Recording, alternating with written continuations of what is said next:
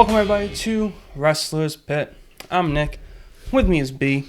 And today we got a little bit of like an instant reaction for you guys today. Pretty much of what just happened. Yeah, we just got out of Hell in the Cell. It was hell. Yeah, but we weren't locked in a cell, and like only 2 matches on the night were inside the cell. Yeah, I don't mind it. I did at first, but not going to give... Like I said, hey, we're moving. The draft's coming. Yeah. Like I said, so it's got to take everything with a salt. But a pinch. Didn't see much happening here tonight. Mm-hmm. You know, what we had Becky and Sasha start the night. Yeah, good match. You know, not the best, but it was better than the other women's Hell in a Cell match, you gotta admit. Well, so I got a little nervous. I had the same opening with the... Right before the cage closes, the ladies outside the ring. But didn't hate it. The match actually... There's cool spots, you know what I mean? Yeah. Usually it's Botch City with Sasha. It wasn't too bad to watch. I think both ladies did decent to start the show. The rest of the show from there, yeah, you know what I mean? Yeah, the matches were all thrown together anyways. Yeah, like last minute. No, what caught me and what I really liked was Asuka with the Tajiri. Oh, so, yeah. The Tajiri missed. Apparently a guy named the Great Kabuki, which they're the Kabuki Warriors. A guy named the Great Kabuki was like one of like the originators of doing like that like missed. Well, so like that was like kind of funny. I was like, I like them being the tag champions because then you know what I mean. It opens it up with Nikki and Alexa. Yeah. Especially with this draft, now you can maybe kind of different brands. Go back to the solo. Even though I think they're awesome in a tag team, so it doesn't really matter there. Yeah. Like wherever they get put. Randy versus Ali, it was good for exactly what it was. Just like a match that they literally put together on the pre-show. And I mean, like overall, like they did like the Braun Strowman 6-man tag with the OC and the Viking Raiders, and it was like that was just a setup tomorrow night with Tyson Fury. That's just wild to me too. Tyson Fury being in this all of a sudden. Yeah, it's kind of interesting and totally different. Like we get another boxer. A boxer, not even. So MMA on one show, like, boxer on the other. It's funny. Yeah, but let's talk about what really mattered on this show. Yep. What really mattered on this show was the main event. Main event, baby.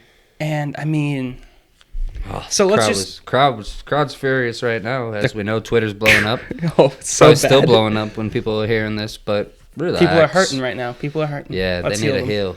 Let's heal them. And that's what's happening. Everyone's Seth Rollins bleeding from the mouth with booze, but you got to be healed. That was pretty cool, honestly. But let's just kick right out with the beginning of the match. So they have like their entrances. Yeah, and the lights never went back to being normal. It was red lights throughout the whole match. Very polarizing on social media. Saw a lot of people saying like, "Who thought this was a good idea? This is dumb, whatever, blah blah." And a lot of people were saying like, "This feels different. This feels like special." Did you think it felt? Yeah, you're wrestling with the Fiend in Hell in the Cell. See you in Hell. A couple months ago, or a month ago. I mean, his whole spiel is like, "I'll see you in Hell." That was the whole thing a month ago. So now we're here in the Hell in the Cell. It didn't give it a regular vibe, which is good. But and shit, they worked it well. It was going well. It went well until even one point I was like, when it first ended, I don't like refs stopping the match. Yeah, that was. So I don't like that call, and I see that's what I would be if I was in the crowd. I'm booing too. I'm booing, yeah. But I don't hate the finish because I did not want the Fiend to have the title. No, because what do you do with the Fiend with the title? Like, it doesn't make sense because... take away from his character, and who's going to knock off the Fiend? The Demon, we already put him in NXT, so it can't happen. Yeah, the Fiend is too powerful to... We don't want to kill this show. Yeah, exactly. And I mean, like, that's exactly, like, what they... Like, you can't say, like, it was bad booking. Like, the finish was dumb. Like, we can agree. Calling a DQ in a Hell in a Cell match, that's dumb. Or even what? But called a deadhead? I don't know. You booked yourself into a corner, and they found their best way out. It was like, what other option? You put the title on, like, the Fiend. Okay, that kind of ruins his character. You have Seth win. Okay, that ruins the Fiend character. So what do? You make the Fiend look like an absolute monster. Take like 20 curb stomps, a chair shot to the head. There's a lot. Sledgehammer to the head, everything. Like that chair shot to the head when you're standing over him was like that was solid. And as the what was made to believe is look at the badness he brought out of Seth. You know, and then Seth even said, "Look what you made me do." Yeah. Look what you made me do. Like, this isn't me. And that's what the ref was yelling at him about. Like, what the ref the ref rang the bell because out of Seth's not good faith. Yeah, so I think what they pretty much do is like literally he like hits him with the sledgehammer. The ref rings the bell immediately, like raise the cage, get EMTs out here. That's what he's like screaming. So it's like the Fiend. The dude's already dead. But he doesn't. I'm going through like what his mindset would be. He doesn't know that. He thinks that like, hey, he literally just smashed this dude's head with a sledgehammer. Kind of reminds you of what was it? Triple H versus Undertaker, Hell in a Cell with Shawn Michaels, special guest referee. Shawn wouldn't let Triple H hit him in the head with a sledgehammer, and it was just like, it's like an awesome feel, like, and dumb finish, but that whole match, it was not a work rate match. I said that to you earlier while the match was still happening. Like, that was a story. Like, that match was all and they would tell about story. They stopped and slowed it down all at the right times. Everything kind of went good there. I mean, right up until think about it. But I think the reaction wasn't good, and I hate to see a match be stopped like that. But thinking about it now, the title stays on Seth. The draft's coming. I said earlier, like, I feel like Seth and Brock are the cornerstones of Raw and SmackDown. That's how it's going to be. I didn't want it any other. I think that's the best look at it. Like, how can we get out of this without either guy being pinned? Without it being horrible. And, well, like I said, too, like I was saying before the match ended, like, wow, like they're showing some vulnerability to the Fiend, where he is getting beat by Seth Rollins, and Seth Rollins strong. So those curve stomps also beat Brock Lesnar. Yeah. You know what I mean? So a couple, but he took like 20 more on the Fiend, and Fiend was still kicking out of one. It still shows that Seth is strong. You're a champion. And, Seth had to go bad and dark. Yep. And now, to be healed, he's going to be healed. Yeah. But... it was just like such a weird thing. I don't hate it now, looking back at it. I don't hate it. In the moment, didn't like. I like it. And the whole thing was like the AEW chants with the crowd. Yeah, hey, you're pissed. You're pissed. You're just like a girlfriend, man. She's gonna chant something else. She's gonna talk about the other guy because to get you mad. Yeah, true. That's all it is. That's exactly what it is. True, but don't turn AEW into a CM Punk chant. Well, we both said that was like, a jinx. You owe me a soda. We said at the same time. It's like literally, it's like we don't need that. Yeah. Like we don't need. Like the wrestling community doesn't need we don't like this. Let's chant AEW. The community's doing it though because look, they're already Wednesday night wars before. It's not even a war yet. That's what I was telling you last episode. It's these people who weren't even around for Monday night wars. It's not called the war until after. Yeah. You know what I mean? And the winner writes the history. The story. Yeah, exactly. The winner tells the story. Which, like, if there is a winner, and we all know who the winner's going to be, judging off of SmackDown exactly, on Fox. But that's what they always say. It's not a competition, because that will take away from what they're trying to do. They're just trying to build a company. Yeah, and they have. But you know what I mean? They're trying to give it some credentials. Yeah. And some, like, worth of being. They're trying to build a foundation. And as the monster, WWE can't. Yeah, and it's great that we can do that on WWE's platform, and kind of, like I said, that was just a F you. And my thing is good. Maybe they won't give you a stupid finish, but that's the way it had. It had to end like that. Yeah, it really did. I wish people started listening more to us. They gotta know. They gotta know. They gotta know that it's okay. And it's going to be okay. Yeah, of course. The draft's coming. I've been big on this. You're going to get a little shake-up. I've been saying this for months. Vince and Eric are here. Like, things are okay. This, at first, because I'm not mad anymore, but it would be, to me, like, wow, it was a stupid pay-per-view, and it ended stupid. I can continue to be that way. I don't think it ended stupid. Half the card was booked on the night. The card was bogey. I thought there was some okay things to take. Randy and Ali, they worked fine. Like, so they did an okay match, technical, I thought. And, yeah.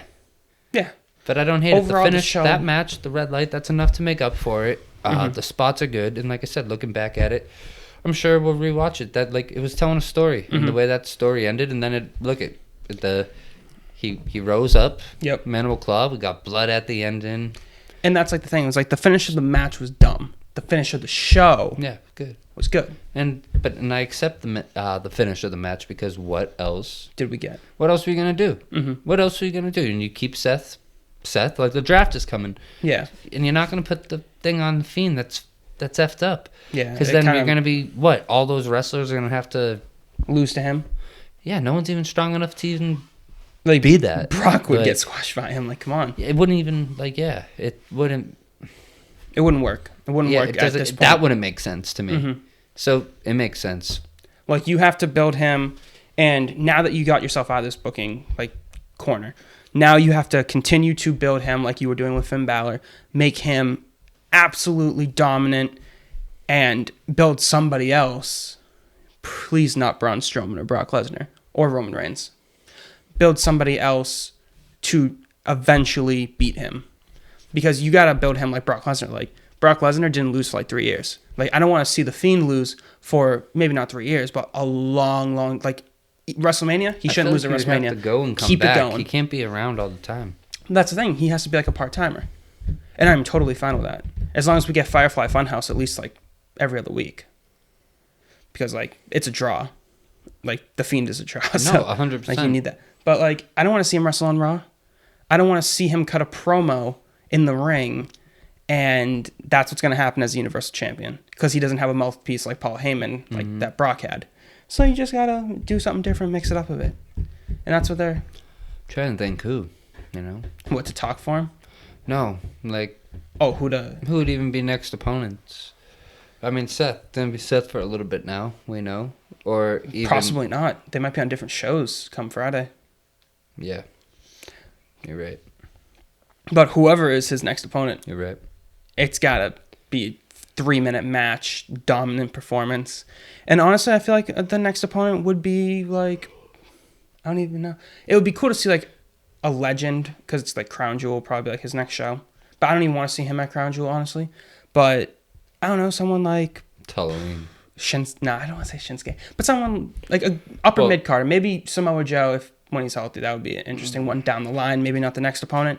But that'd be a good one down the line, because that's two monsters that going at each other. But I think one thing that they could do is Aleister Black could be the guy. So that's what I was going to say. So that was the first thing I was going to say, but it's a heel versus a face. Mm-hmm. And you know what I mean? You're just... Aleister Black would be too quick, because then he's gone and we're all going to be... Oh, I don't mean him as the next opponent. I mean continue to build him to be the guy to beat him. Yeah.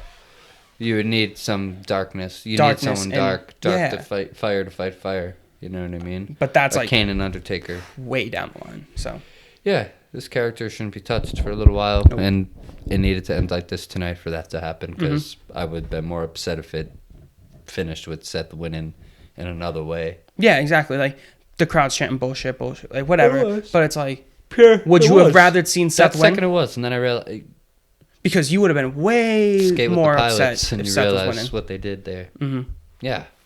But overall, I was sucked. Overall, pretty mediocre show. Yeah, C+, but yeah, we got The Fiend. The finish, good show. Yeah.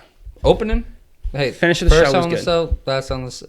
The 2 Hell in the Cell matches were good to me. Yeah, I don't care what other. And you know what? The tag match with Bryan and the girls. Yeah, that was a cool tornado match. Mm-hmm. I like tornado matches being a thing. That's thing. The whole, I like that. Yeah. It really adds a different flavor to tag wrestling. Attitude era for me. Weird tornado tags, ruthless aggression, Yeah. Just it keeps flow.